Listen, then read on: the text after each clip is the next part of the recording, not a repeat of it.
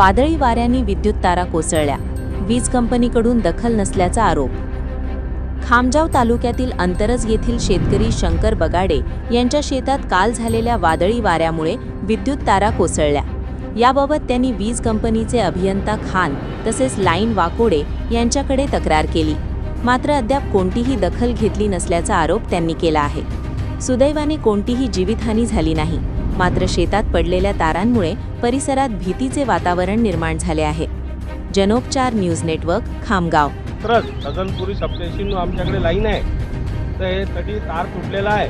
मी खान साहेबाला सांगितलं होतं, नंतर पंकज वाकोडेला सकाळी हे व्हिडिओही पाठवले, याचे फोटो पाठवले, तरी ते आले नाही। लाईन चालू झालेली आहे तरी ते आलेले नाही। पण उद्या जर आमच्या शेतामध्ये जर बाया माणसं जर शेतात जर कामाला जर आले आणि त्याला कधी शॉर्ट लागून जर काही जर कमी जास्त झालं, याची जबाबदारी हे MSCBवर राहणार आहे।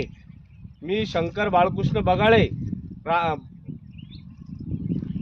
भार सगळे DP अंतरज, हा इथपर्यंत, हा इकडे व्हिडिओ इकडे का इकडे घ्या थोडा, हे इथपर्यंत हा पडलेला आहे। हा तार अशी पडलेला आहे। हा तार म्हणजे डोक्याला लागू शकते, कोणी मरू शकते।